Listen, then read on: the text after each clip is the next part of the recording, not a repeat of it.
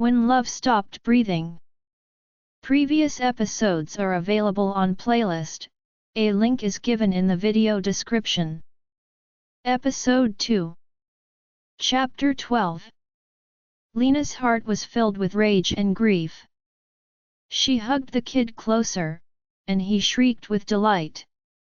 It appeared like he liked being held this way since he had never been held like this before, being thrown away so cruelly. This is the world, the people, and the parents that toss babies away like trash. What could be worse than this? Lena held the baby boy in her arms until the sun went down, and the kids had to go inside. It was hard to give the boy back to Gwen, but she had to do it. She decided she would have to come back here sooner. If she could, she would have loved to live here forever. Nothing made her feel more positive, hopeful, and faithful than Gwen's home and the kids who lived there. It was a safe place for the kids, and it was a safe place for her, too. Darkness spread its gloomy fingers everywhere, but she didn't want to go back to her apartment yet. Instead, she walked to the lakeside. There, a small bridge crossed the lake where it was too thin at one point. She walked over it and stood by the wooden railing, looking down at the water lilies swaying on the teal lake water as the moon shone down on her. She didn't know how long she lasted like that. A chilly wind rushed by her, making her shudder. For some reason, everything was quiet at that time, and she felt uncomfortable all over. It was as if someone was watching her with burning eyes that were piercing through her skin. She turned her head to the side, and finally, her eyes met those of someone she never imagined she would see again. No. This can't be occurring in real life. Kellen chewed and swallowed bite after bite of what was presented to him. It seemed like he was chewing his own teeth, which was unusual. People said that this Italian restaurant was the greatest in Felden, even if it was small and cheap. All of it is trash. But whatever he ate these days tasted the same. It was all terrible. He thought it was more about his loss of appetite than the food. Kellen had to admit that the view of the lake from here was peaceful. It calmed him down a little, and it had been a long time since he felt any kind of calm. After his lonely dinner, he left the restaurant. He wanted to get in his car, go back to his apartment, and drink himself to death for the night, but instead, he started walking toward the lake. The lamp posts on the side of the road lit up most of the lake. But he noticed that the light didn't reach the far side, where the moon was shining as much as it could. The natural light of the moonlight sparkling in and out of the clouds drew him there like a magnet. He walked slowly and aimlessly, his steps restless, until he got there. Kellen was astonished to see a little bridge there, and even more so by the slender lady standing there with her hair flowing around recklessly. He paused at the foot of the bow-shaped bridge and scowled at the tug in his heart. A breeze passed by. He felt a shiver down his spine because he knew something big was about to happen. And it did. The woman abruptly turned her face toward her. Kellen stood still. His feet, on the other hand, seemed to have a mind of their own and brought him closer to her. He stopped only a few steps away from her. A wave of pain went through her now shiny eyes, and she stumbled back a little, but even then, her feet got tangled up and tripped over each other. He gasped when she fell back on the wooden bridge. He reached a hand to help her up, but then he could only tuck a strand of hair behind her ear before backing away as if he had been burned. Lena never looked at him again, her eyes didn't stay on his as they did before in shock. She sprang up and rushed away, and he couldn't even blink before she was gone. Kellen remained there for a long time, clenching his hand and breathing loudly as a flood of emotions hit him. Damien was really angry at Lena. He had been yelling at her for an hour straight. He put the damp towel back on her forehead and dropped the first one into the water bowl. The vinegar smell in the water had Lena wrinkle her nose, which made him angry. He wasn't going to fall for the expressions she was making today. "Don't look at me like that, Lena. What made you brave enough to stand like that in the rain? That too for so long. You were smeared in muck from head to toe. That's a little too much, Damien," she cut in, but she got another frown. "You're not a kid, Lena. You're already not feeling well. You get a fever every now and then and those weird headaches. God knows how long we'll have to wait for those test results. Just a few more days. Don't interrupt. Damien, please stop." She groaned, tired of his always making fun of her. "I told you I'm fine now. Do you have any clue how concerned I was? You didn't come to the store today, and Lola and I tried trying to call you. Thank God I chose to come to your apartment because you would have undoubtedly been standing in front of it, gazing at the rain for God knows how long." She clamped her palm over his lips since she couldn't think of any other way. It succeeded because the never-ending lecture stopped right away. But for some reason, his eyes also glazed over. His eyes went from sad to loving. She gently moved her fingers down as she felt the sudden change in the mood. She glanced away, maybe because certain things are best not to witness. He cleared his throat in an unpleasant way. "Lena," he broke the stillness, his voice calm but serious. "You need to tell me what occurred because I can sense that something big has happened recently. Is that a friend of yours? What's his name?" "Yes, Ryan. Did he try to get in touch with you or meet you again? Is he following you around or something?" She shook her head no. Damien was already at his breaking point. Telling him that Kellen was in Felden would only make him freak out again and maybe even start a war. It was best that she stayed quiet for now. Besides, it wasn't like Damien was going anywhere, so she could tell him later. "That kind of stuff didn't happen, Damien. I don't know why, but I kind of lost myself in the rain on my trip to the store. I have always liked the rain. And Kellen. They met for the first time on a rainy day, and since then, her passion for the rain and for him has grown." She listened without paying attention as Damien went back to giving her endless lectures after checking her temperature for the umpteenth time. She thought of Kellen and the lake again. She shut her eyes tightly. What was fate doing to her?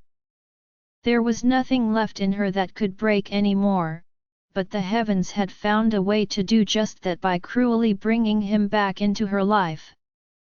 Her instincts told her they would meet again and again until he completely destroyed what was left of her broken self. She was restless. She had been like this ever since she ran into him by chance a few days earlier.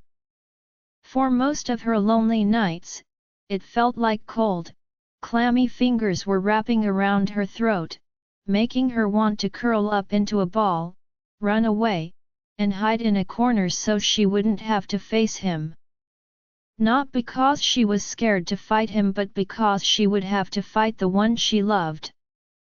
But as morning broke, the resurrected beams of the sun always gave her strength and determination that seemed to come from a planet that no one else knew about.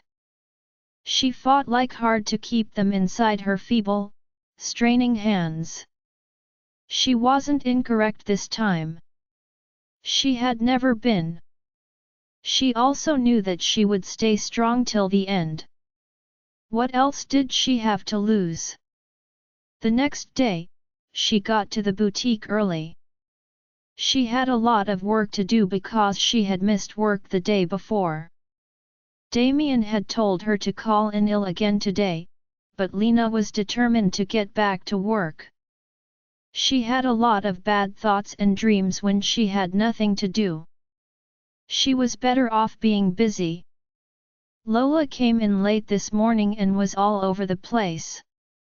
She was a sullen woman on crack from the moment she walked into the store. Her angry comments made it clear that she was in a bad mood because of a recent breakup. Lena gave her space and waited for Lola to get back to being happy. It wasn't a big deal to her. Breakups and Lola were normal since Lena met her. Lola grumbled as she led a client to the changing rooms and then stood next to Lena. "Do you know who's coming to check out our store today?" Lena put away the expensive hats and looked up at Lola, who, by the looks of it, was starting to feel better. "Who?" "Damien has made a deal with the big fish." Lena turned to face Lola entirely, quite curious. "Why don't I know it yet?" Lena knew this agreement was really significant to Damien. It was his big break. She couldn't help but feel a bit sad that he hadn't told her yet. "He was going yesterday," Lola said with a click of her tongue. "But seeing you kill yourself," Lena cut in, rolling her eyes. "I wasn't killing myself, for heaven's sake. It was just a fever, and I didn't mean to get it.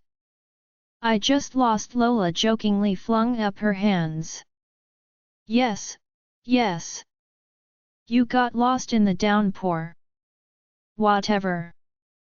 By the way, why don't you try writing poetry? Or maybe you already have, and I don't know about it yet." And the talking carried on. Lena groaned. "Lola, please give me the name of this large fish, at least. Damien has been acting like I don't even deserve to hear the name since I don't take care of myself, at least according to him." "Yeah? Was he acting like that toward you?" "Don't worry, Lena," Lola said with a laugh. "I'll tell ya." Then, in a sudden burst of enthusiasm, Lola hopped on her tiptoes. "It's Kellen Hart. People say that his wife beat him up one night because he was cheating on her with a royal peach. After that, his wife disappeared. People believe that Kellen Hart killed her and then buried her body in his garden. The guy seems to be a lunatic alpha male who couldn't handle the fact that one small woman completely destroyed his ego." Lola started unloading her bag of facts as Lena stood frozen in place. This was just her luck. The ground beneath her feet suddenly seemed like it was spinning, and she had to grasp onto the rack next to her for support. Lola then saw Lena's pallid complexion and beads of perspiration on her forehead. "Oh, my God! Lena? Please don't pass out on me now. Please. Is the fever coming back? Are you scared to hear the scary story of Kellen Hart?" "Lena.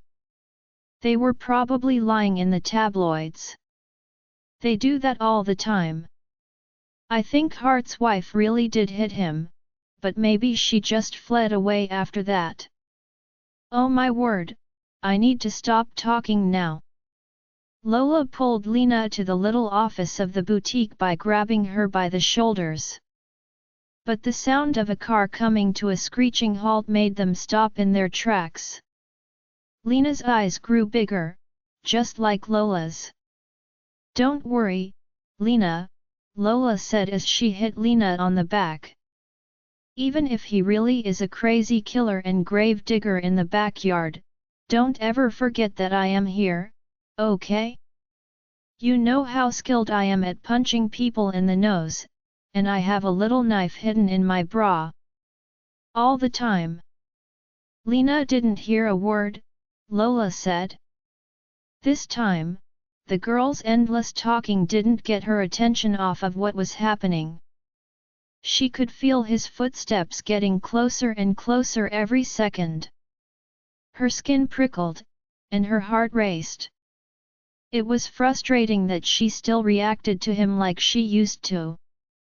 She had been a fool to give someone so much power over her heart, and now, even after being apart for so long, it was impossible to get rid of him. So she remembered the last thing she had seen of him, the hatred in his eyes. Lena took in the bad energy, the horrible taste of death, and all the darkness it brought with it as if it were a miracle. They came together and became the type of power she had never known existed. Even though it seemed like it was going to destroy her, she held on to what she had. Damien's voice chirped behind her. And here is the girl I told you about. My support, the lifeline of my stores, Lena. Lena slowly turned around. She heard Lola say something from the sideline, but all she could think of were the lovely eyes that haunted her dreams through the love she had once admired in them and the contempt she had memorized in them. She let out a trembling sigh as she saw the horror on his face. The attempt seemed disgusting. Still, she grinned at her own ruin, which made her appear so weak in front of her. Kellen's chest felt like it was on fire. He couldn't believe she was there in front of him again. People dubbed these infernal interventions of fate. The pain that was getting worse spread to every cell in his body.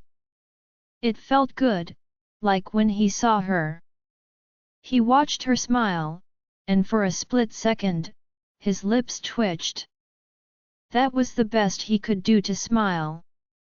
He saw that her smile didn't show any happiness, it showed everything else.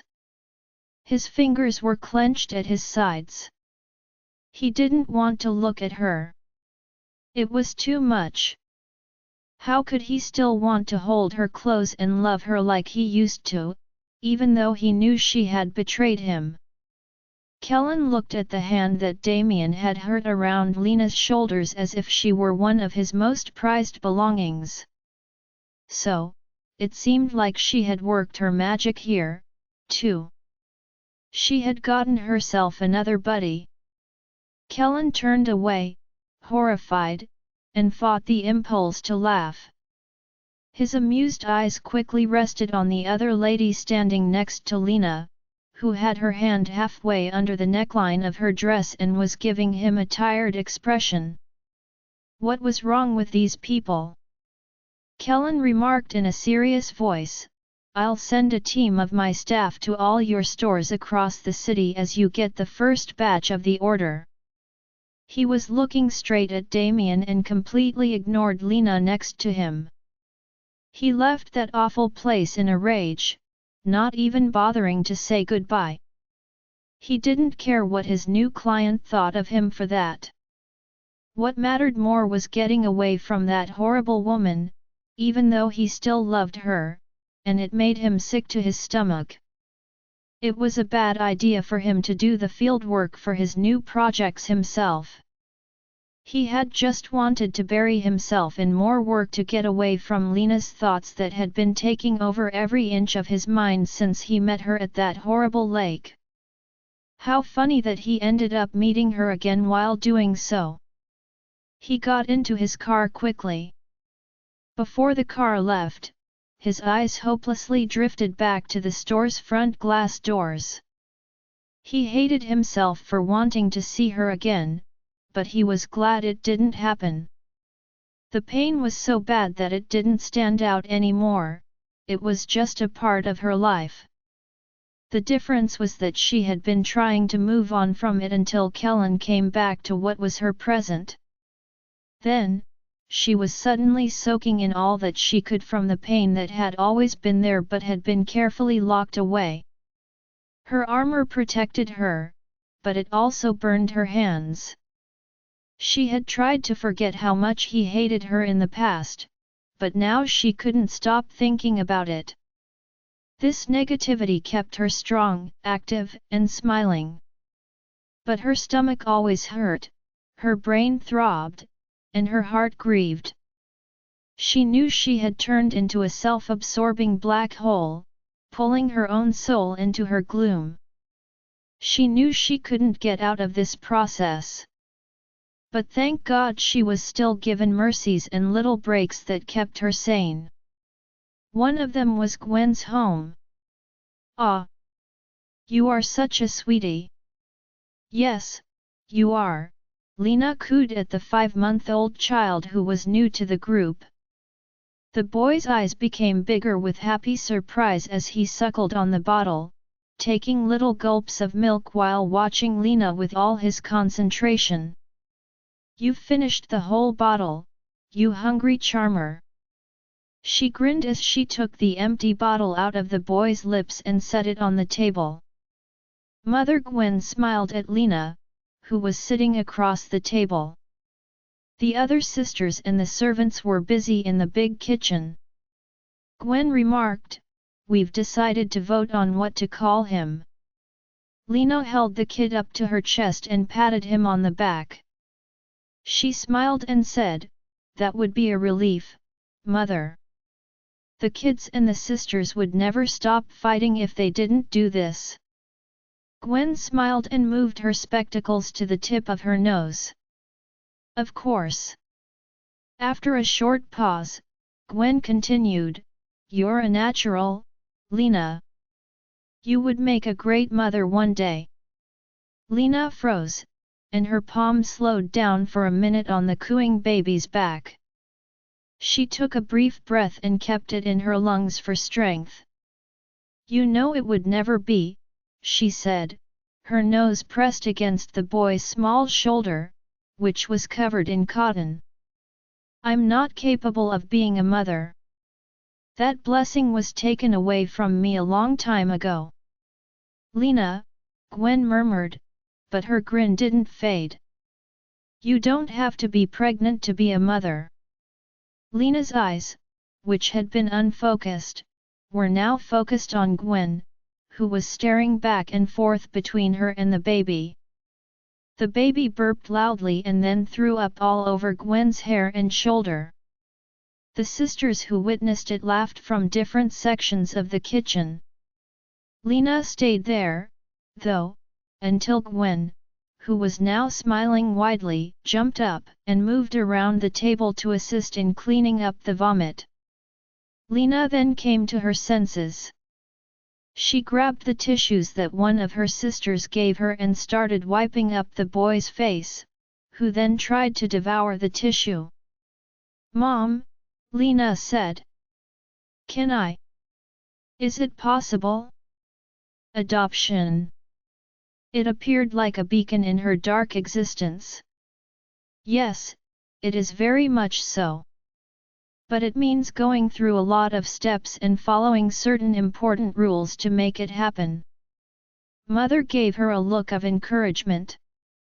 Lena's eyes filled with tears, but she wasn't sure if she should dare to dream yet. "Dave," Lena said with pride and delight. Damien and Lola grinned as they drank tea from their elegant mugs. Damien said, "This voting was a good idea. Got the kid a cute name." Lola clapped her hands with joy. "I can't wait to meet him. Oh, just the sound of his name makes me think he's going to be a big wooer when he grows up. He'll save the ultimate damsel in distress, get married, and have lovely kids of his own." Damien rolled his eyes. "And you drank too much Chinese tea." "That's not true." Lola smelled the tea with disbelief. "You idiot, there's herbs in it," not alcohol. Damien rolled his eyes again, and Lena shook her head with a smile. Damien and Lola took Lena to a traditional Chinese restaurant since they were tired of seeing her stuck at home and at work. These days, she didn't want to go any place but Gwen's home. Damien moved a little forward to stare at Lena across the table. "I'm very thrilled for you, Lena, that you chose to adopt. Hey, Dave. I hope they finish all the paperwork quickly so you can finally bring your kid home." Lena smiled and couldn't help but feel hopeful. The tea she drank was calming, and the smell wasn't as strong as coffee, which made her want to sleep. She leaned back in the chair and watched Damien and Lola argue over something. It had been a week since she last saw Kellen in the boutique, which was their second meeting. After that day, his staff only came by to drop off the clothes and accessories he had ordered and stayed to look over the customer reviews and sales statistics with the boutique staff. It didn't take a genius to figure out that Kellen was avoiding going to the boutiques again. He didn't want to see her again. That was really excellent for both of them. In the meantime, Lena had signed up to adopt Dave, and Gwen had promised that she would personally see to it that the process was done as soon as possible. If it were up to Mother Gwen alone, Lena was sure that she would have gotten Dave in a week's time, but unfortunately, that was not the case. There were rules and laws and many legal steps to undergo, especially for a young single woman like her who had just recently built up some sort of career. Moreover, it was totally unfair that couples were preferred more in these cases. Damien left Lena off in front of her apartment after dropping Lola off later that night. Lena got out of the car and was going to go. "Hey, Lena," Damien called her back. Lena glanced around and looked confused. He said, "We're going to get your test results tomorrow night," and lines of stress appeared on his forehead. Lena remembered the date. Yes, she had an appointment with the doctor the next day. "You forgot, didn't you?" Damien smirked and squinted his eyes playfully. "What else do you do besides remember everything for me?" Lena said with disdain. "Of course, babe," Damien said as he started the car. He moved forward and playfully kissed her cheek. Lena pushed him back, laughing, and slammed the door shut. She saw him drive away and sighed. She turned to go inside her apartment building, but she stopped on the steps to the front gates. She saw a shadowy figure in the corner of her eyes around the corner of the building. She turned her head quickly, but the man was already walking away, his back to her. Kellen didn't know why he was standing there in the shadows where he could see Lena's house. Kellen convinced himself that he had found out where she was in Felden because she was still his wife and could plan ways to get money from him. He held on to that idea tightly, even though it sounded stupid to him because she hadn't shown any signs of wanting to take money from him yet. When he saw Lena last that day in the store, her eyes were completely lifeless. The image scared him and has been troubling him ever since. It made him wonder whether he had been wrong to judge her. But then he got angry when he saw Damien drop her off. They looked so close and free with one another. His jaw clenched. Of course, she had found a new boyfriend. And here he was, looking like a fool, thinking he could have done something wrong. First Ryan, and now Damien. She was really happy to play with rich guys. What else could he want from her? He couldn't stop thinking about those horrible pictures that showed her actual self. They made his head throb, which was an indication that a headache was approaching. Kellen turned around and ran out into the night, his thoughts full of pictures of his wife. He growled of Lena in the most personal manner with Ryan and Damien. He really needed a drum full of brandy tonight. Lena took a moment to calm down and put on a blank face while she took a long, shaky breath. Then she got out of the car and looked up at the Hartsfelden branch office on level 8. It was a place to work and make money, but for her, at the moment, it was an inferno she was going to walk into willingly. "I still have that pocket knife in my bra, Lena," Lola replied with a smug look. "Don't worry, girl." Lena looked at her from the side.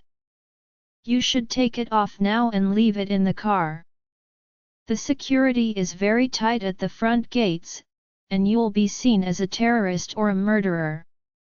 She pointed to the security officers who were using metal detectors to inspect individuals. "Wow, potato!" Lola screamed, "But I don't look like a terrorist or a murderer, do I?" Helena shrugged. "I don't think they'll care how good you look if they catch you with knives and blades." "I'd better leave my lifeline in the car," Lola mumbled as she pulled the knife out and tossed it back in the car when a man walked by and gave her a leering look. The girls then headed to Kellen's office. Lena's worries were calmed now, and she had to appreciate the minor problem with Lola's knife for that. Lola looked very uncomfortable now that she didn't have a weapon to protect herself and Lena from the crazy suspect, Kellen Hart. At one point, when they finally got off the elevator and reached level 8, Lola started cursing Damien for sending them to check out the sample of their next order. Lena replied, "Damien just trusts us so much, Lola. If he didn't have that cranky Mr. Harry with him, he would have come himself." Lola complained, "It would have been better to deal with Mr. Harry knowing I had my knife to poke his eyes out than to deal with the crazy Mr. Hart." She whispered the last part softly, worriedly, and looked at Lena's face.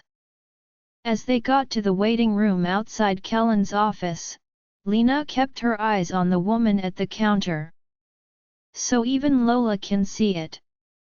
It seems that Lena didn't really know how to wear a mask with no expression after all. Or maybe it was because Lola was worried.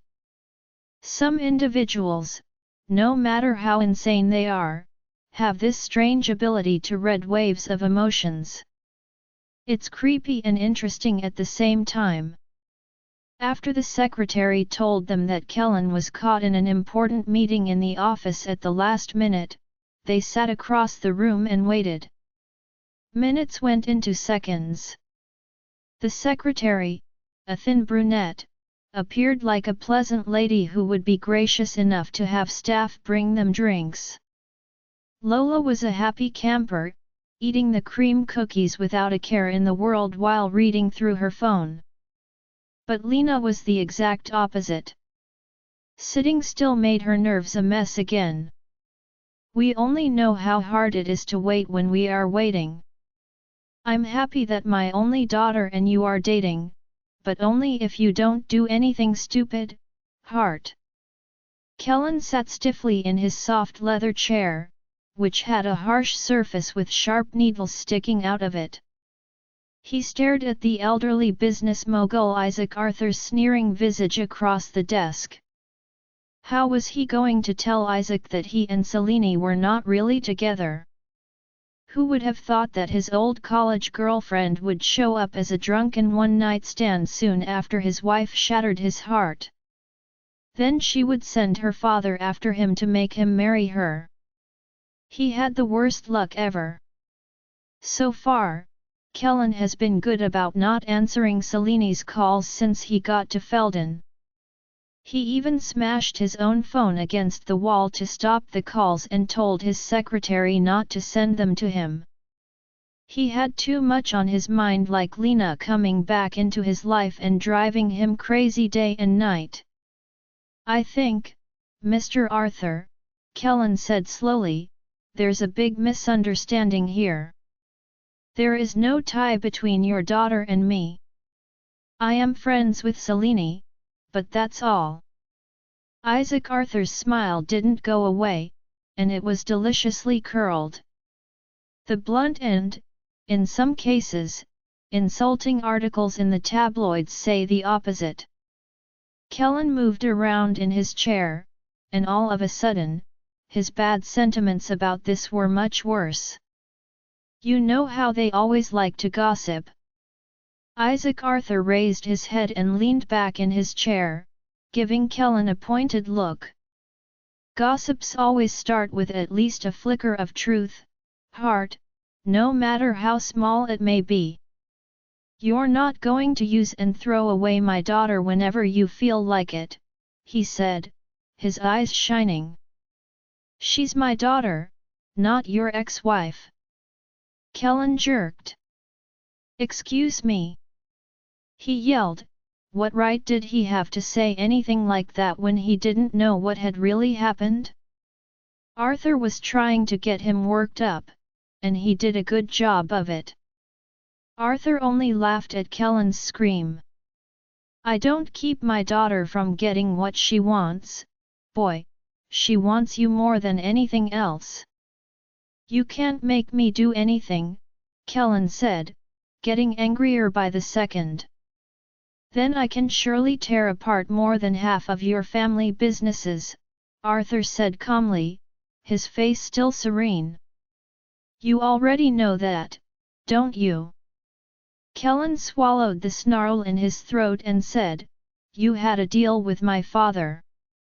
I still have a year." Arthur continued, "But the debt is big, and there are loops, according to my lawyers. You know I can ruin you." Kellen longed to wake up his dead father, take his place, and die right then and there. It was only fair for the person who had caused the problem to deal with it personally, not the generations that would come after him. It was a bad day for Arthur's father when he had to take on this huge debt after his firm lost a lot of money. It also didn't help that half of Hart's enterprises were about to go out of business. People said that when his wife left, Kellen became more of an alcoholic Romeo than a good businessman. "I can also do the opposite. My daughter is the good luck charm you need. Then, the sky will be the limit. Think about it, Hart." Arthur moved quickly out of Kellen's office, and Kellen sneered at his back as he did so. The old man had an aura of confidence and evil about him. He took a minute to calm himself, but the stress was still boiling beneath his skin since he knew he was so close to losing most of his family enterprises. He took a huge breath and clenched and unclenched his hands a few times before picking up the phone and telling his secretary to send in Damien, who had been waiting outside for a while. But when he looked up, his schoolboy face instantly fell away. It was just his luck that Lena, who looked as calm as a cucumber, had to be the one to stroll in. Lena scanned through the magazines on the tea table in front of her without thinking. Lola complained next to her, and Lena observed Lola's face immediately turn a pale shade of green. "Hey," Lena inquired with worry. "Are you okay?" "I think I ate way too many cookies," another groan emerged from Lola's tummy. Suddenly, Lola dropped the phone on top of the magazines Lena had been looking at. Lena and Kellen's secretary, who was sitting opposite her desk, were shocked as they observed Lola dash across the room to the bathroom. Lena prayed this didn't turn out to be a very bad stomachache. They had to leave the Hart dynasty at some time, after all. A man in his late 50s strolled out of the office with a sneer on his face. He stopped in front of Lena and seemed surprised before his eyes glinted with anger. The elderly man stormed out, leaving Lena confused. Who the heck is that, and what is his problem with her? But when she saw the cover of one of the business magazines, she completely forgot about the incident. Kellen's face caught her eye. Lola's phone was right next to his face on the cover, hiding the topic underneath. Lena's hand reached out on its own and took the phone away, revealing a woman's photo next to Kellen's. Her heart hurt, and she jumped. Lena thought she knew that woman. As she read further, she discovered it was Selene, one of Kellen's former college flings who is now a supermodel. So, they're back together now. The opening few sentences of the article claimed precisely that, with spicy comments about the pair. So, he's gone on. Lena may have sunk into a huge hole of numbness. There was no one else there save Kellen and Selene, and their being together made her pale face look even worse. The secretary had called for her then.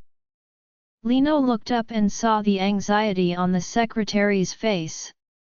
That woke up the black hole inside her again, the mass of horror that sucked in all of her feelings. She walked the distance to the mahogany door of his office. When she got there, Kellen's hard, staring visage confronted her. So, the man who says she cheated on him has actually cheated on her instead. It made her want to laugh, and it made her want to laugh so badly. The meeting was short and awkward. Lena's nerves were on edge as she sat across the desk, catching Kellen scowling at her too many times. She thought it was probably the blank look on her face that was making him mad. She knew him so well that she could tell he hated not knowing what she was thinking. Lena also saw that his hair was messy, he had a week's worth of beard on his face, heavy bags under his eyes, and creases on his forehead. But shouldn't he be happy now that he's with his beautiful former fling? But it shouldn't matter to her. Lena grumbled to herself and stopped asking herself questions right there.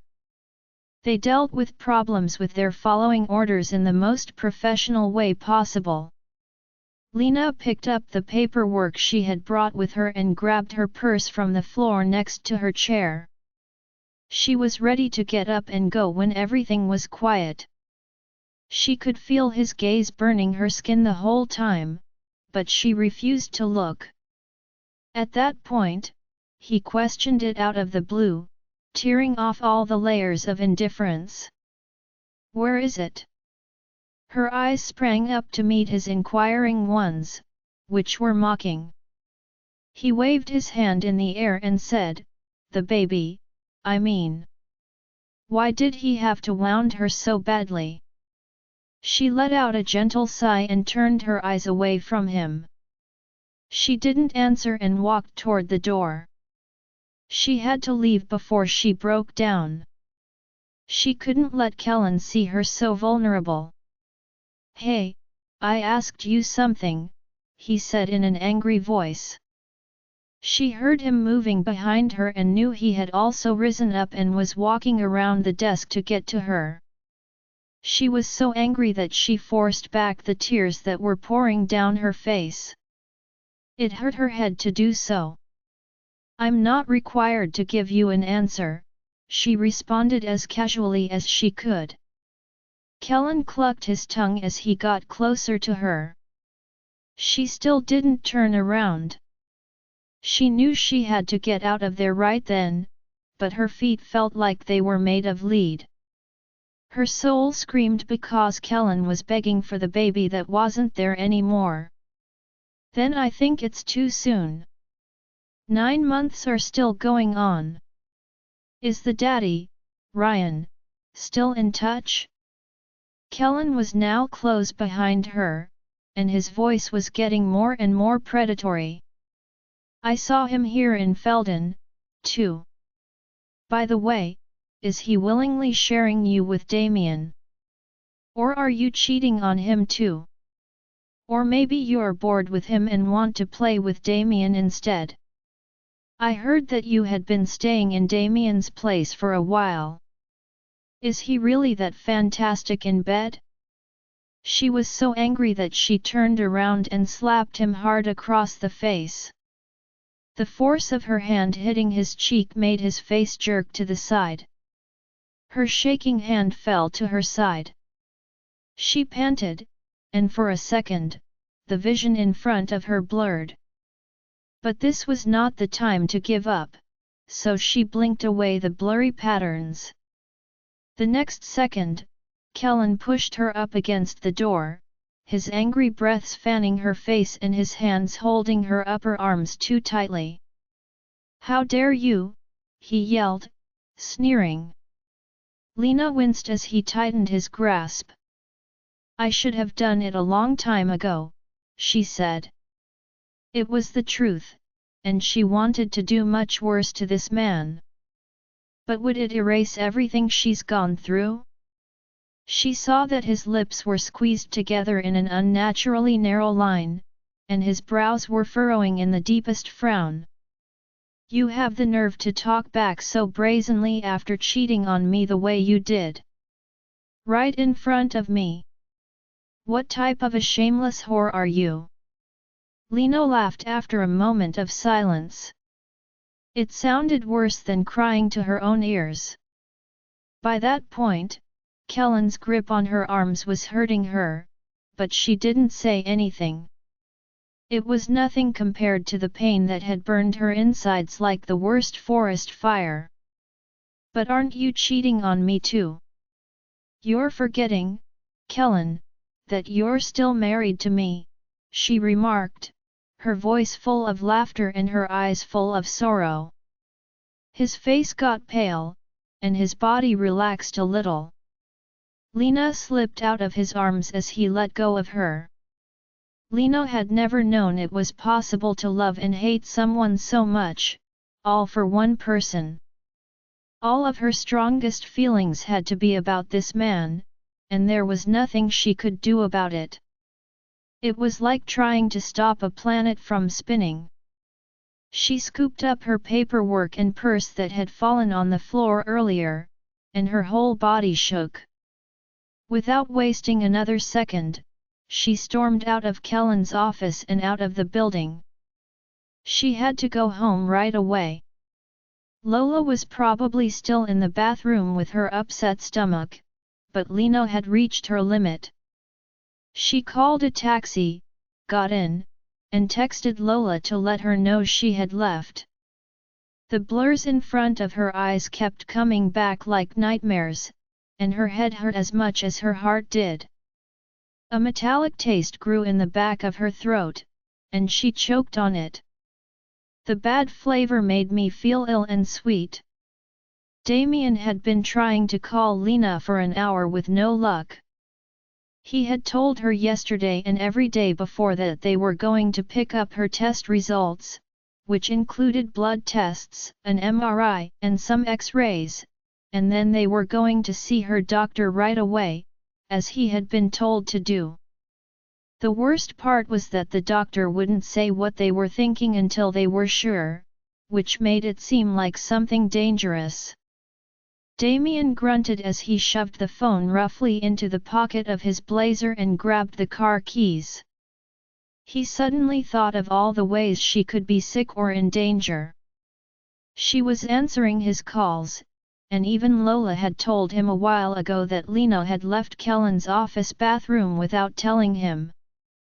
Damien was quite scared that she would be sick. He had seen her in the worst situations and when she was healthy. He didn't want to go through those experiences again. But fate hardly ever pays attention to what people say.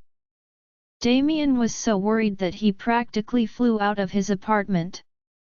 His vehicle screeched out of the driveway and onto the dark street. His home was not far from Lena's, but when things were like this, even the shortest distances felt like they were taking forever. He got to her apartment and saw a hunched-over figure on the sidewalk. He did a double take, his eyes widened, and his foot slammed down on the brake. The next thing he knew, he was running out of the car to get to the person who looked almost like they were one with the shadows of night. "Lena!" Damien croaked, and knelt down in front of her. "What happened to you? Are you hurt?" "Oh my God!" His hands shook as he tried to raise the hair that covered virtually her whole face. He carefully held her cheeks and lifted her bent-down face. When he saw what he saw, he screamed in horror. "God! Lena, your nose is bleeding." He pulled out his handkerchief and wiped away the blood that had dripped down her nose. Her breath was coming out in short, weak pants, and Damien saw that her eyes were glazed and dazed, and her whole body was shaking. Even though she looked up at him when he kept asking her to, it was like she was looking past him.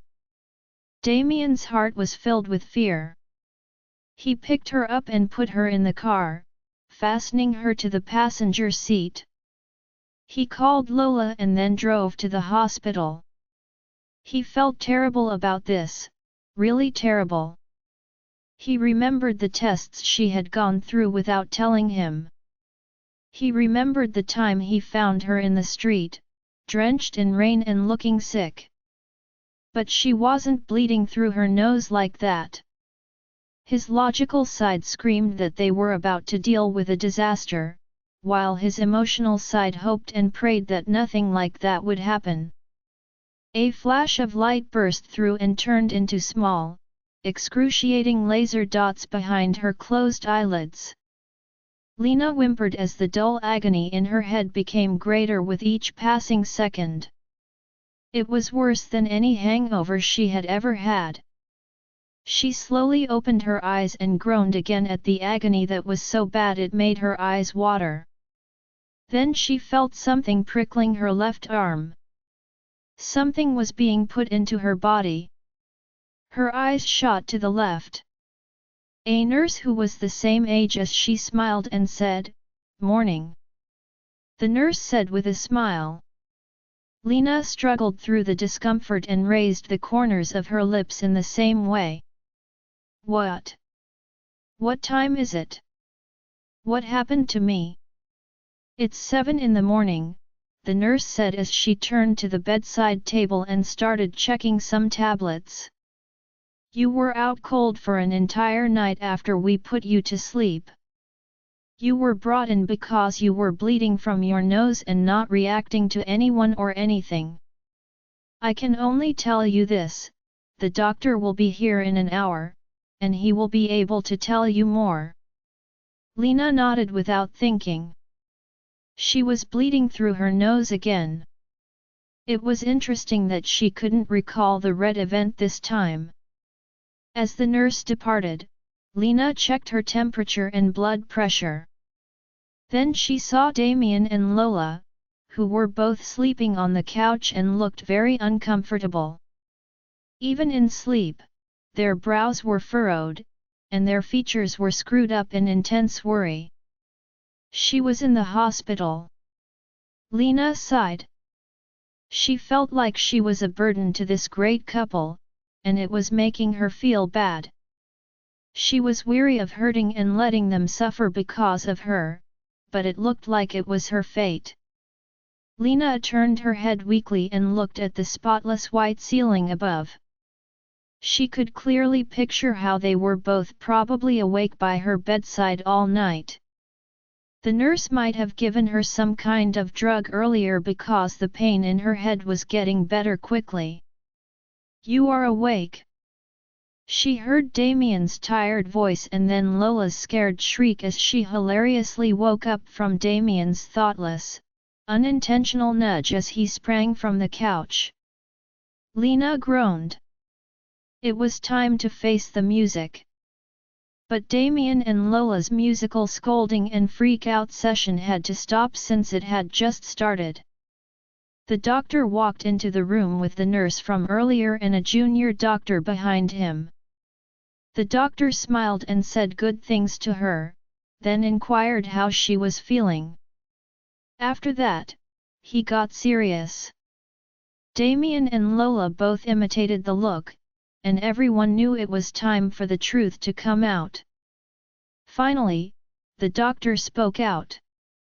Lena, you have a malignant tumor in your brain.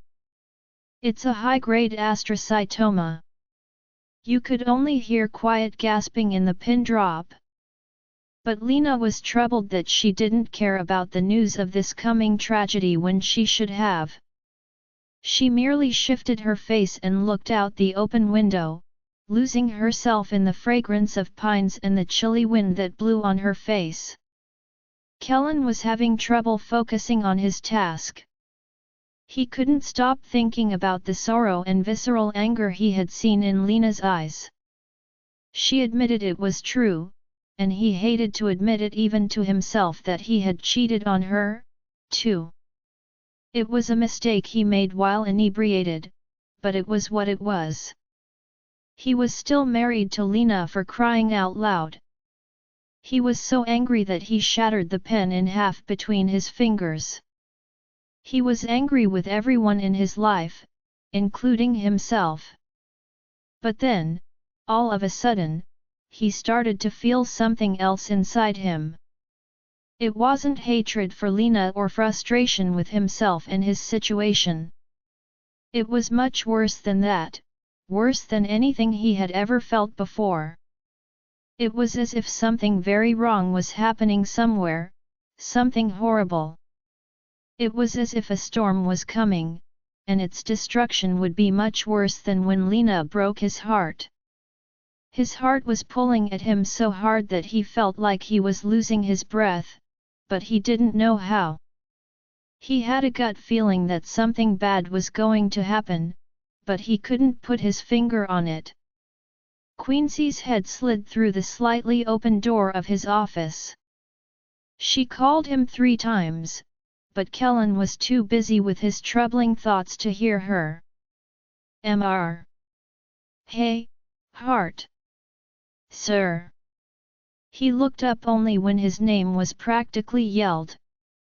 The shattered parts of the pen cut his fingers, and he could feel the blood running down, but he had to look at it. I told you not to bother me for the next hour, he said seriously from behind the desk. Queency jumped back from the door. I just wanted to let you know that 2 of our clients have cancelled their appointments for today. Oh, your hand is bleeding. Do I need to carry first aid? Kellen said, no need for it. Who are they? He asked for the clients' names, feeling angry. The firm was already going bankrupt, and in this case, people not taking work seriously was not okay. Don't they know it's the weekend tomorrow? They'll have to wait a whole day to get another appointment. You stated that all of today's meetings are important, right? Sir, Mr. Ken just got into a car accident, and Mr. Damien is in the hospital with his business partner. As soon as she completed the words, Kellen felt his body tense in attention. Damien's partner in business. That meant Lena? He quickly looked up and said, what happened to Lena? He sprang up to his feet as Queency looked at him with interest. I don't know. Should I get in touch with Mr. Damien and ask? She asked. No, Kellen screamed. He was pacing back and forth in front of the tinted glass in his office that went from floor to ceiling. Just tell me the name of the hospital they're in and let me know right away. Queency's eyebrows went up in wonder at how strange her employer acted when he heard that Damien's business partner was in the hospital.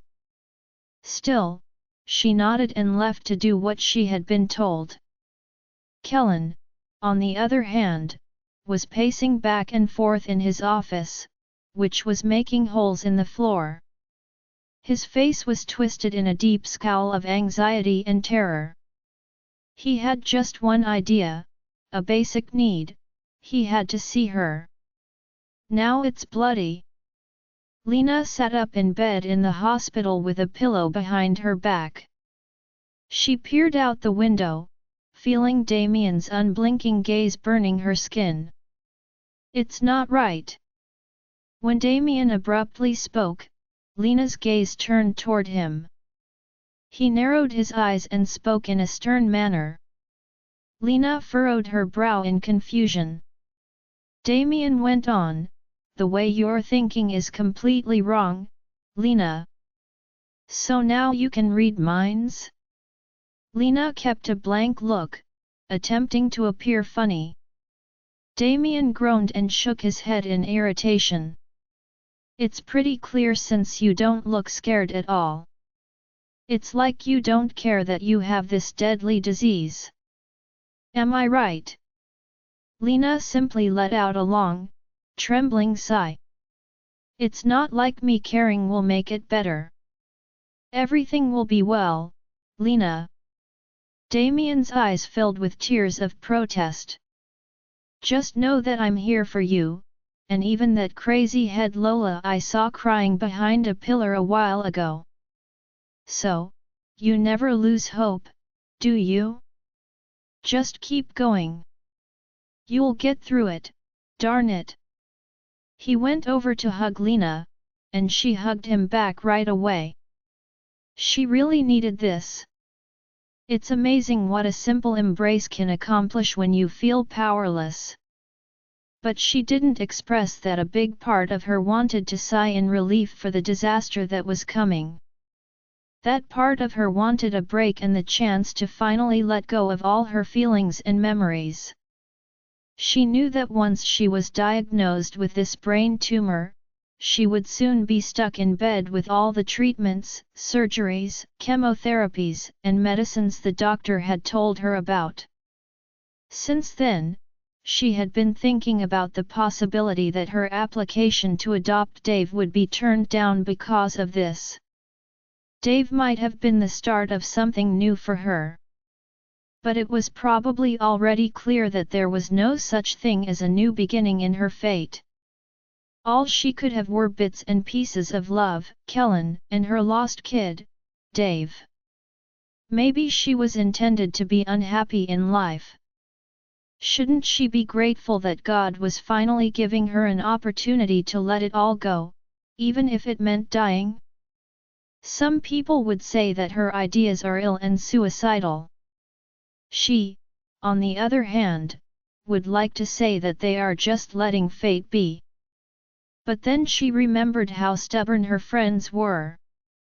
One was crying on her shoulder, and the other was wailing behind a pillar outside.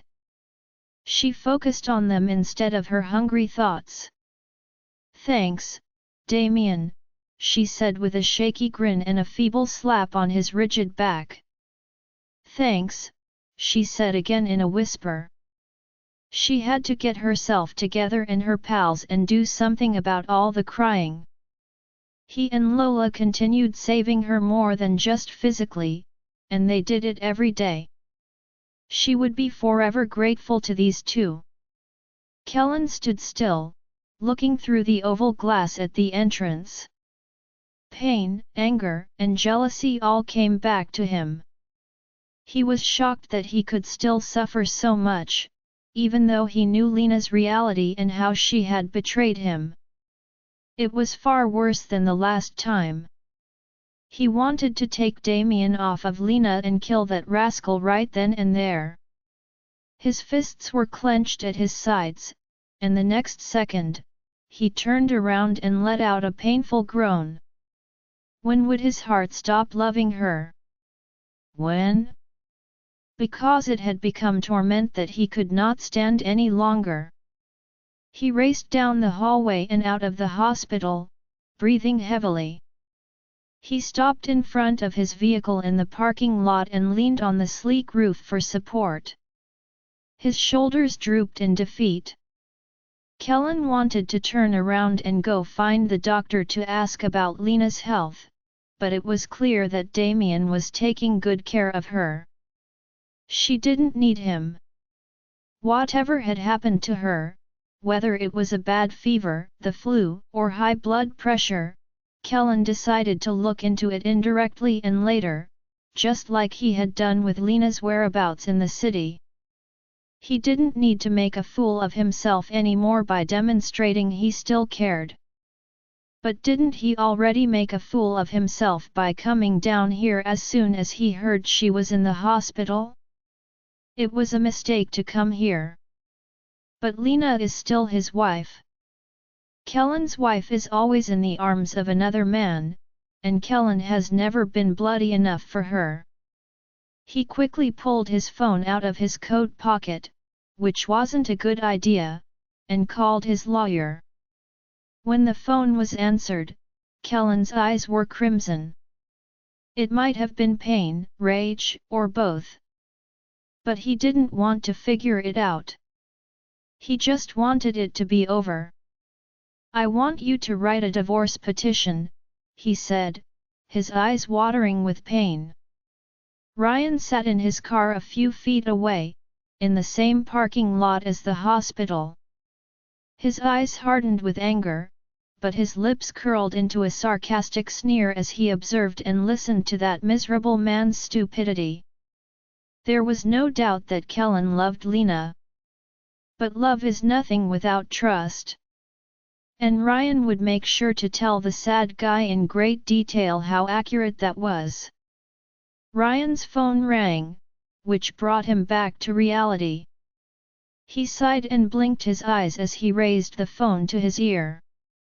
"Sir, it was Selene Arthur's car," a person on the other end said excitedly. "You were right about it. It was Miss Arthur, who had hit your pal that night." He finally had proof. Now justice was close at hand. Ryan caught his breath. His eyes were angry and impatient. But he knew he had to be patient. The clever witch needed to be encircled on all sides so that she couldn't get away. "Lena, wait just a little bit longer." Lola came back to Lena's room late yesterday night with a puffy face and a set of eyes that were a little red. She cried again when she saw Lena, and Lena hugged her like a bear. Damien jumped in right away and made it a group embrace. The three of them comforted each other through the night, feeling the terrifying jolts of the storm they were confronting in their bones. When dawn came and the doctor came back, Lena was finally told she could leave the hospital. "I'm going to put you in touch with Dr. Robert Blake, who is an expert in brain tumors," the doctor told Lena, who was sitting up in bed with Damien and Lola on either side of her. "For now, I'm going to give you some medicine to help with the symptoms of your tumor and its cancerous cells. From now on, Dr. Robert will decide how to treat you to cure you." They were all looking at the doctor quite closely and listening to him very carefully. "So, when can we see Dr. Robert now?" Damien asked. "It's the weekend, and he's out of town for a conference, but I'll put Lena as an urgent case in his appointments so you can meet him right after he gets to the hospital tomorrow night," the doctor said. The doctor departed after addressing more of Damien and Lola's questions regarding Lena's sickness and what they should and shouldn't do. Lena had been silent the whole time, simply listening and feeling sick about it all. After that, Damien proceeded to get Lena's discharge papers ready. Lola stayed behind to assist Lena in changing out of her hospital gown and into a normal outfit. "Please, Lola, don't be so quiet now," Lena said with a sigh as Lola zipped up the back of her dress. "This silence isn't good for you." Lena grabbed Selene's wrist and told her to move around till she was standing in front of her. Lola bit her lip. I'm scared, Lena, and I'm shocked. How can you, a lady with such a big heart, have to go through all this pain and loss? You're the best person I've ever met, she said, throwing her hands up in frustration. You don't even kick me when I go crazy sometimes. Why does it have to be you who always has to deal with this awful stuff? It makes me think that God is actually simply sitting up there over the clouds, blind and looking gorgeous, while decent people keep suffering below. People lose religion for purely rational reasons, not because of the greatly overrated faith. Lena didn't know what to say to Lola's outburst. These were the same questions she had been asking herself every minute of every day. I'm never going to church again until, Lola said with determination. Until you are well again, Lena, I swear to everything holy. But faith is still powerful, always having the strength to seduce those who have fallen and offer them miracles. Kellen was furious in his room.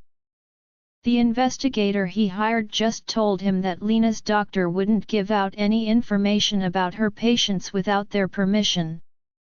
And that bad doctor wouldn't even take Kellen's money, even though Kellen didn't give much. It seems that he couldn't achieve it, no matter how much he wanted to. His businesses were going down, which meant that thousands of people who worked for them were losing their jobs. He couldn't afford to pay off a dishonest doctor just now. It was strange and unsettling. He knew that the authority and money he had taken for granted and bragged about for so long were very near to being gone. Kellen groaned and fell back onto the chilly bed, his eyes looking blankly at the white ceiling. He knew what he had to do. It wasn't about him, it was about the companies his father had founded and trusted him with. It was about his mother waiting for him at home and the folks who worked for him. Kellen decided it was time to call Arthur and accept his ridiculous offer, even though he was already feeling angry. But he knew it made sense. Selene looked like the only way out for now, maybe to give him some time to think of something else. Lena went back to the store 2 days later. She was still feeling a little weak, but she decided to ignore it and get to work. It seemed better to be active than to let her head rot at home, where she would have all kinds of depressing ideas. Damien and Lola had strongly opposed her going to work, but they gave in when Lena looked at them with puppy dog eyes. She learned something useful from the kids at the orphanage. Speaking of kids in orphanages, she had to see them soon, especially Dave. Lena also had to deal with the adoption issue, and she hoped for a miracle that would make it work out, even though she knew deep down that it would definitely be a failure and, of course, another layer of misery. She had asked Damien and Lola to keep her condition a secret for the time being. She didn't want everyone around her to look at her with pity and say things to make her feel better. She wants to live like a normal, everyday person for as long as she can. She sensed that the Grim Reaper was already on his way to her. But not every single person around her needed to know about it. It was after lunch. Even though all the boutique personnel, including Lena, had finished eating, Selene was still eating her second burger while sitting across from Lena. That girl could eat a lot, that's for sure. Lola was able to say, "You know what Quincy said," amid her frenzied chomping. Lena was quite interested in a file on her small desk. "Who, Quincy?" she said without looking up. "Lola Tsked. Arg, you forgot. Kellen Hart's secretary, the nice lady who worked for him? We became friends after she gave me some Pepto that day when I crawled out of the bathroom." When Kellen's name came up, Lena's eyes sprang up. But the very next second, she changed her face. But Lola didn't see anything. She said Kellen has been acting strange, quiet, and distracted lately. Lena tried to pretend like she didn't care and went back to examining the paperwork. Lola scowled and said, "Quincy said it's strange. Normally, Kellen starts his days in the office by breaking coffee mugs, cups, or vases. Since his wife disappeared, he's become quite a crazy bastard, lashing out at employees, smashing smartphones and vases, and other things."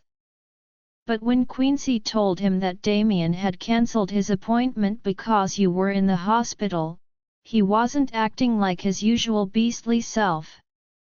So? Lena questioned with concern. She had already seen how Kellen had changed since they last saw each other. He had become quite bitter, yet it was his own fault.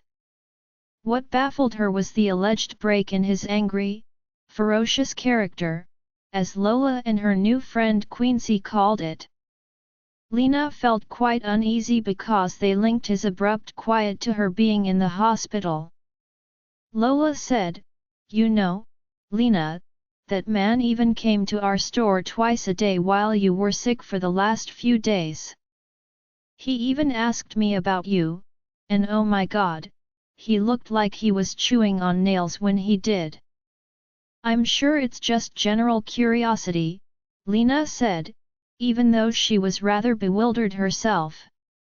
What was Kellen really attempting to do here? She couldn't say what the likely explanation was. He didn't seem to care. He had made it quite apparent that he hated her, not that she thought he would do anything else. Kellen's distrust had become a habit for him. It had turned into a serious sickness, and its roots had gotten a tight hold on his brain cells. "But I beg to differ," Lola said as she straightened up and dropped the sandwich on the desk without ceremony. "Maybe he likes you. Even Quincy said something about it." Lena's breath became lodged in her throat and made a hard lump. Lola thought it was just as funny as it was mean. Lola's face brightened up at the thought, and Lena thought it was definitely the start of some taunting comments. She scowled at Lola in a threatening way and then turned her focus back to her file, scanning through invoices and notes with much energy. Lola rolled her eyes and let out a huff. "Oh, come on, Lena. I've seen his body language change so much when he's been to our store. I've even seen him staring at you like a hawk from a distance. A person must be blind not to see it. Kellen's interested in you. Maybe he's falling in love with you, and soon he'll ask you out." Lola was almost clapping with her conclusion. "No, he's not," Lena shouted in a low voice, unable to take it longer. "He can't understand what love means." And then, all of her pent-up anger burst out all at once. Kellen Hart is a selfish, a crazy who's ruined his marriage, treated his wife badly, and is now sleeping with a supermodel while still being married. This kind of guy may seem full of love, stars, and all those cheesy things, but really he's just full of his own guilt. "Hey!" Lola lifted both hands in surrender, and her voice was full of laughter. "Hey, there's no need to get so defensive. I was just saying that you don't need to get your panties in a twist." Lena sighed, feeling bad for being so mean to Lola. The poor girl really didn't know anything. "Please don't ever say something like that again, Lola." "Wow!" Lola whistled in a fun way.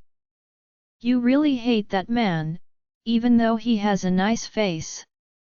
The creepy rumors that he killed his wife and vice versa seem to have really gotten to you." Lena was getting herself together to deliver a response that was just as playful but more calculated. But then, a loud voice came from the entrance of her tiny cottage. So this is how Damien's crew spends their workdays, talking about pointless stories in the tabloids.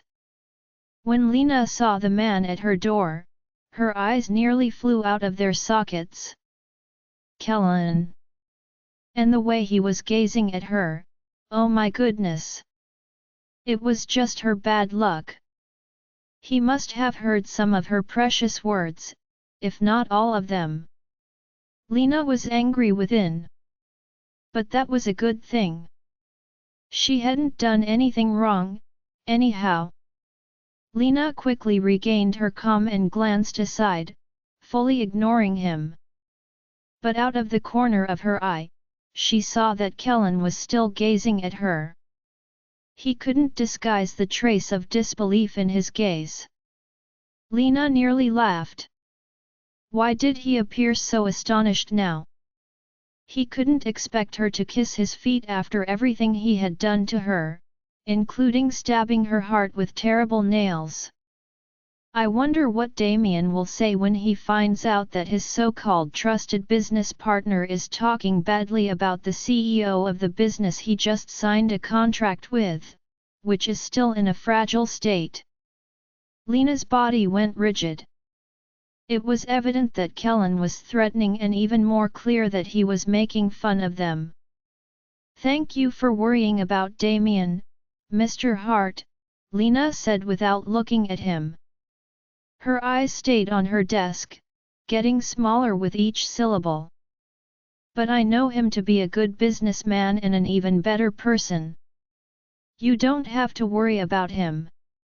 It's better if you mind your own business, literally."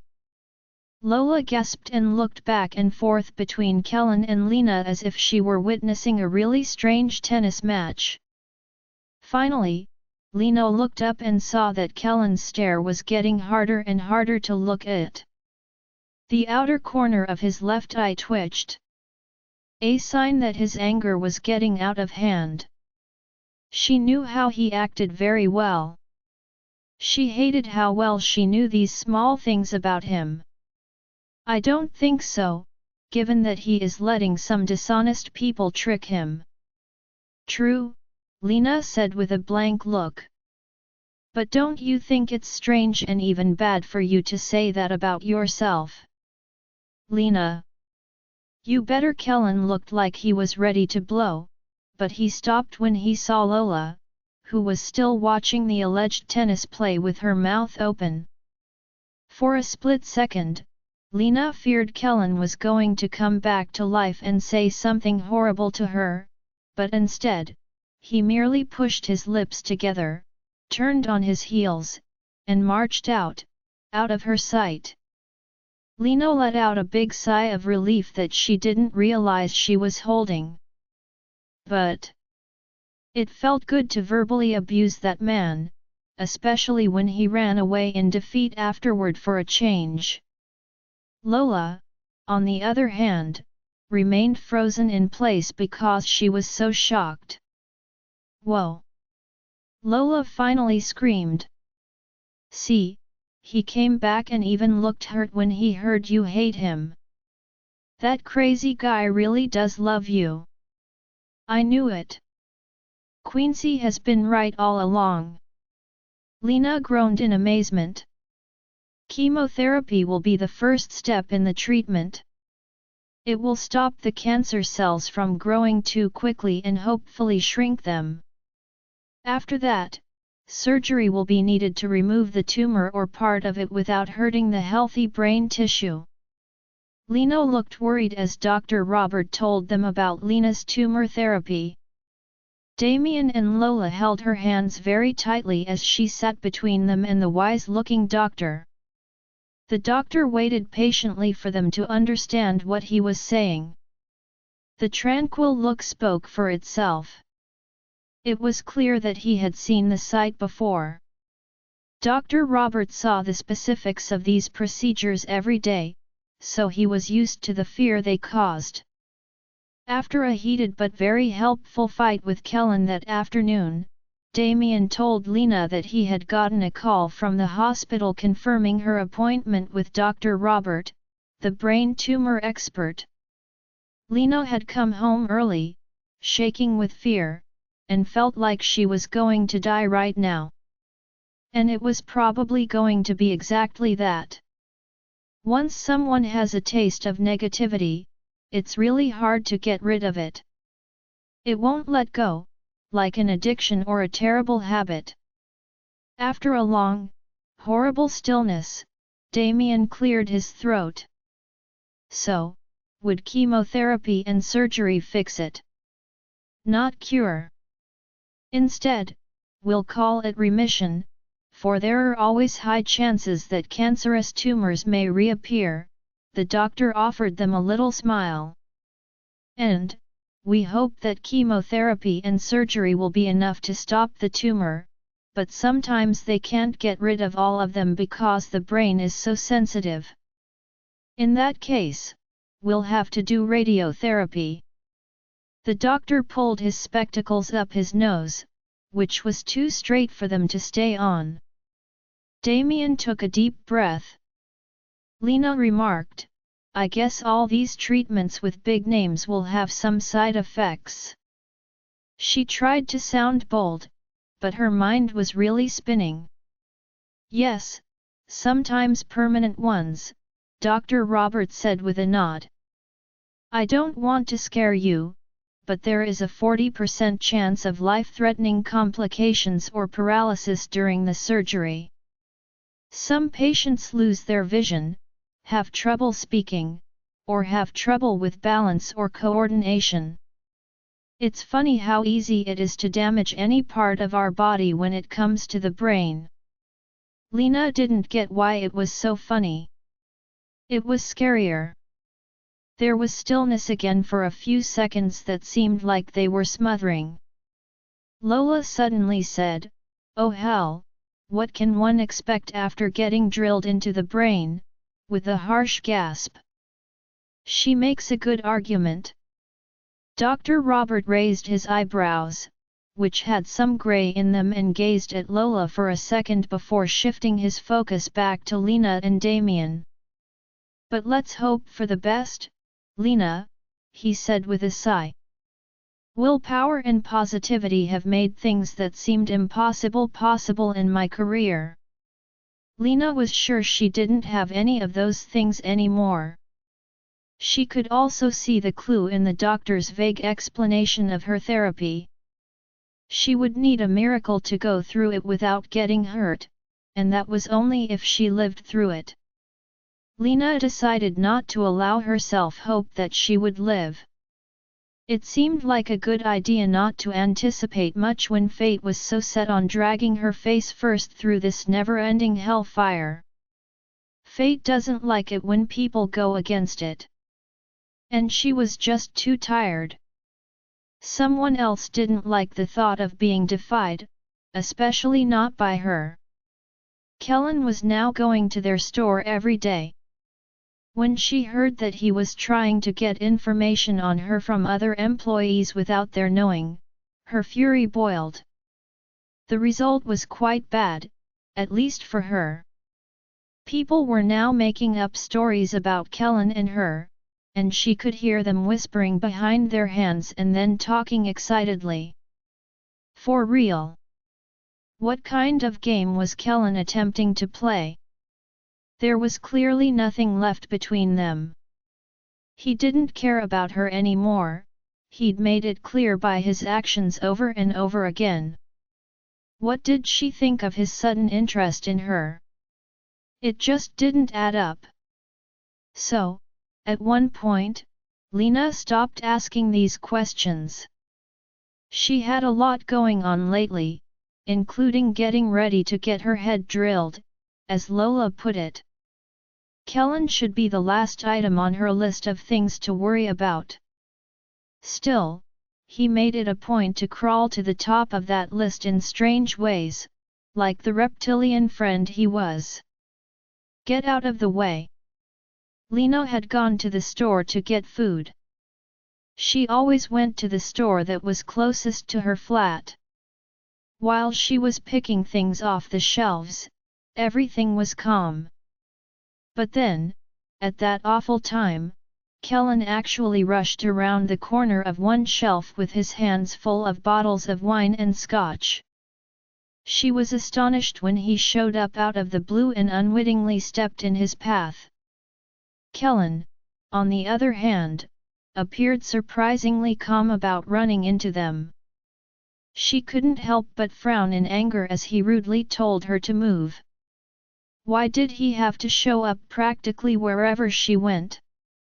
In actual life, there could only be so many coincidences. Lena stepped aside and glanced away, bringing her attention back to the several kinds of oats in front of her.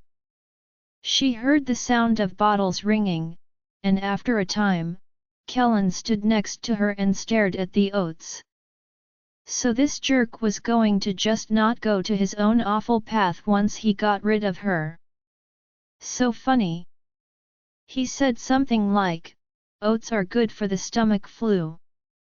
Now, who the heck got the stomach flu? Lena clenched her teeth. She thought Kellen was attempting to start a fight here, maybe over something as simple as oats. He only wanted a reason to offend her. She was quite confident of it. She had been smart to stay away from him lately, even though he kept coming to the store to pretend to be breathing down Damien's neck, which showed Lola how crazy he was about Lena and how much he liked the female staff's flirting. This man had been bothering her a lot, and it was growing harder and harder to ignore him. But she has to stay away. It was important for her mental health. So Lena just hurriedly picked a random packet of oats that had nuts and other stuff in it. She threw it into her basket, turned around, and ran to the cashier. While she was in line, she spotted Kellen going to the other counter out of the corner of her eye. He seemed quite angry, and then a hippie guy ran into him. Most of the bottles fell from Kellen's palm with loud, shattering sounds. Lena shivered as she heard the sound of glass cracking. Then she watched with her mouth open as Kellen grabbed the hippie guy by the collar and yelled in his face. The guy, who seemed angry, said something back, and then he stuck his tongue out at Kellen to make things worse. It would have been funny if Kellen hadn't punched the man in the nose. Lena paid her bill in the middle of all the noise. She shook her head in disbelief and hastily exited the store while the security officers went after the two stupid men. It's best to just leave certain issues behind. But it was sad how dramas wouldn't leave Lena alone. Like the law of gravity, they always found her in the most unexpected ways. Lena strolled down the sidewalk to her flat, holding her little handbag in one hand and a bag of groceries in the other. She stopped on her step when she saw a familiar person standing tall by the roadway in front of a sleek black Mercedes. "Hello there. It's been a while, hey." Selene Arthur's face didn't match her calm, sardonic voice. Her long hair loosely swung about her thin shoulders, giving her an image of total pride. Her eyes had a cruel gleam in them. It's scary how pretty something so bad can seem. Lena was shocked during the first few seconds. She saw pictures of the magazines on the table in Kellen's office. She had to admit that Selene looked every bit like a supermodel.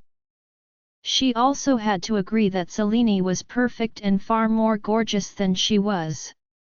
And Kellen had picked her. The truth hurt, especially when the lady who had chosen to lavish all his love on the guy she had given everything to stood directly in front of her. Lena let out a quiet sigh as Selene kept looking at her as if she had all the time in the world. Lena, on the other hand, did not. She didn't want any more drama on the way home now.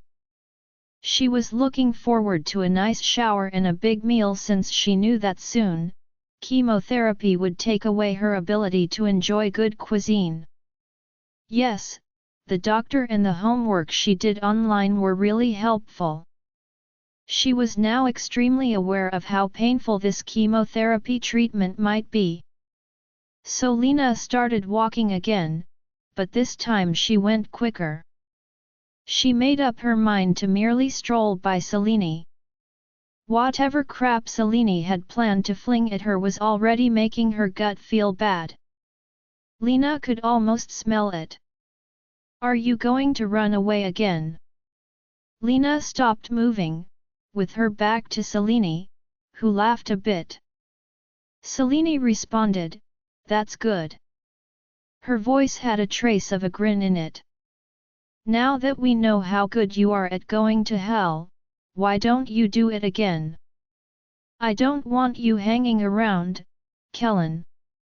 Selene stated with happy certainty, "We're in love with each other, Lena. He moved on with me. Remember that you can't come between us in any way. I won't put up with it, and you won't like what happens next." Selene's voice dropped in tone, making the threat extremely plain. It made Lena mad. She turned slowly and faced Selene, hands clenched. "It's not my fault that you feel bad about yourself because I'm here," she said, tilting her head and looking at Selene gently. "You've come between us. Kellen is still very much married, even though there's hardly anything left of that marriage. That makes you his mistress, no matter how you want to see it." It was nice to see the mask of pride and happiness fall off Selene's face, leaving behind a look of rage. Truth is the most deadly weapon there is. And Lena was really happy with how this weapon worked at that moment. She didn't waste any more time and turned around. As she was going away, she heard Selene below. "You bish!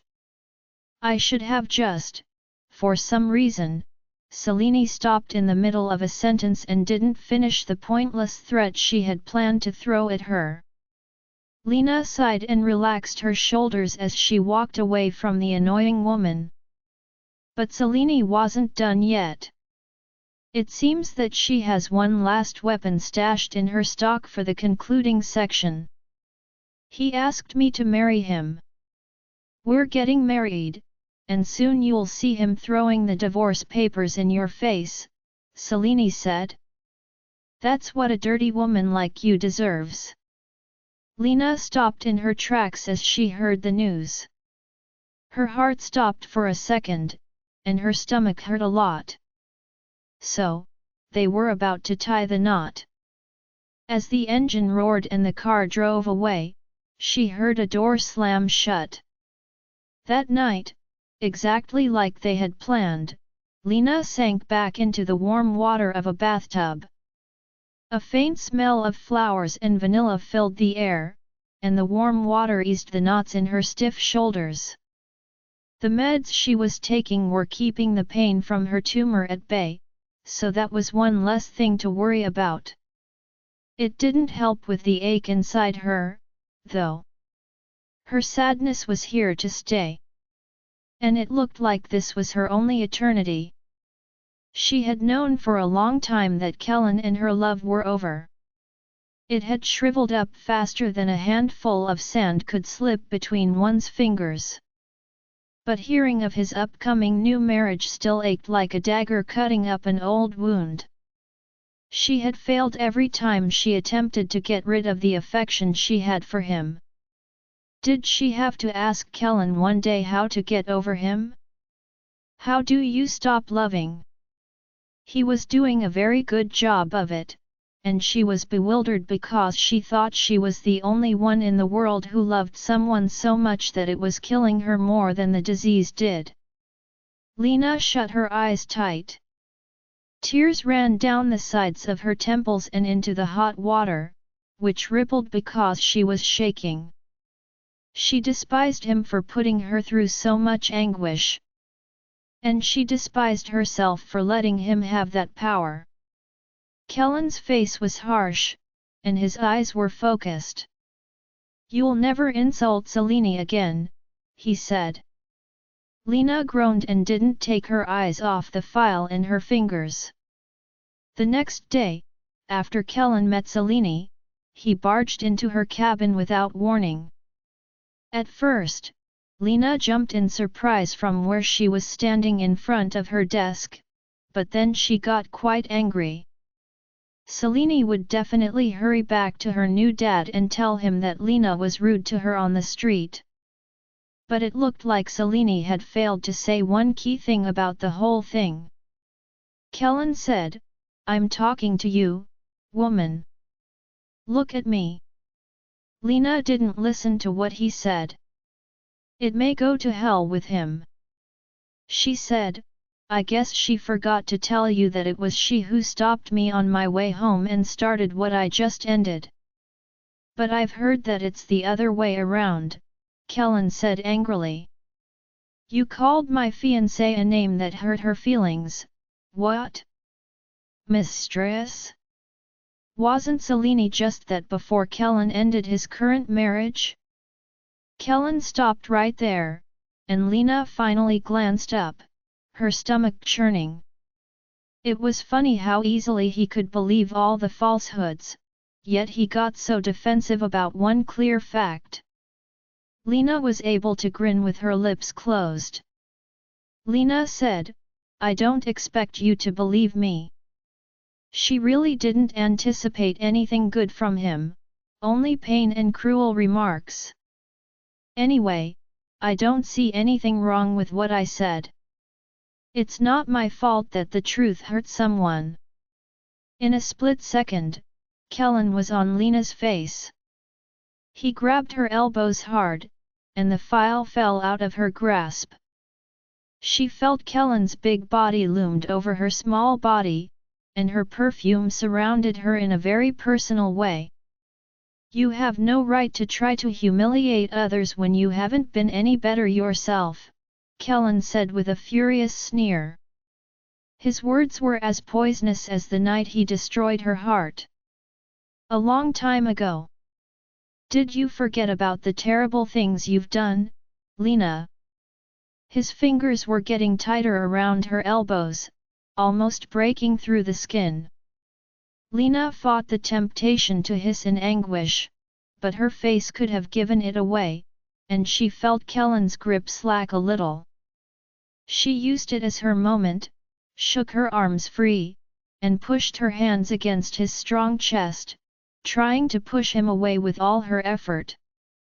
He didn't move much, though, because she was so weak. "Out of all people, you don't have to remind me of what I've done," she whispered and shouted, praying that no one heard through the thin walls of her modest hut. "I know exactly what I've done and what I haven't done, and I don't need to explain myself to hypocrites like you. Not ever again." That just made Kellen more angry. He was only a few inches away from her, but now he was bending down, closing that gap, too. Lena couldn't even move back because the desk was in the way. She just leaned back as much as she could with her upper body. But Kellen didn't give up until their pelvises were pushed against one another, which made Lena gasp. "You make me so angry," Kellen muttered through clenched teeth, his gaze full of fury and a hint of want. Lena was thrown off by how strange and exciting his combination of feelings was. He put his hand on her hip, and her whole body shook. "Kellen," she said softly. It was as if hearing her say his name had sparked something in him. He whimpered a little and moved his face down till their noses touched very tenderly. "How can you still do this to me?" his confused voice said in a worried tone. It seemed like he was talking to himself. His lips brushed against hers lightly, making her dizzy from a very old, familiar addiction. Her heart raced a million times faster than her breath. The door suddenly burst open, and Lola rushed in, full of energy. "Lena baby! Did you see this?" Lola was too busy flipping through the magazines in her hands to pay attention. "It's clear that Kellen's not just a maniac but a perverted two-timing scoundrel to dip his anchor between that slutty supermodel's legs permanently while chasing you like a frustrated wolfie everywhere. Just look at what they've written over here," and the rest of Lola's words trailed off as she finally looked up from the magazines to focus on the very much glued bodies of Kellen and Lena before her. Lola's eyes got bigger when she saw Kellen. The next minute, her scream rang out through the store.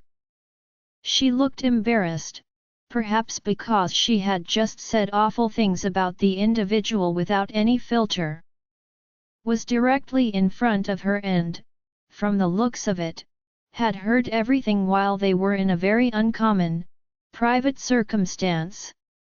Lena finally got her senses back and pushed Kellen away again.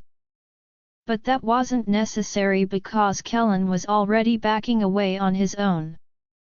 Kellen cleared his throat, and then, a second later, he was out of there in a rage, leaving Lola speechless.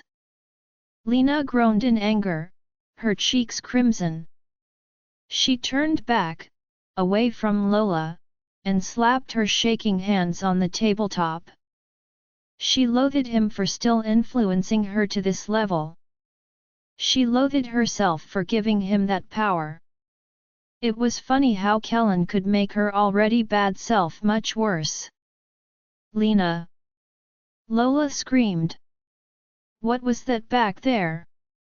Lena clenched her eyes tightly and drew a big, nervous breath. "Nothing. Nothing." Lola got closer. "It didn't seem like nothing, Lena," she said, and then she screamed again. "Lena! What, oh my, are you okay?" Lena was having trouble breathing, her mind was spinning, and she felt tired as when she was in the hospital. She couldn't say anything because an ache that was becoming quite familiar to her suddenly started in her head and got worse with each passing second. Lena remembered that she had forgotten to take her prescription that morning. Lola instantly ran up to her in a panic and gripped Lena's shoulders. "I need to call the doctor." "No, just," Lena was groaning now because the agony was so bad that it made her eyes ache. Lola helped her get to the chair. Lena had to work hard to gesture to her purse on the opposite side of the desk, but Lola got it right away. Join our Facebook and WhatsApp group for more updates, link is given in description. Rest audiobook will be continued in next episode.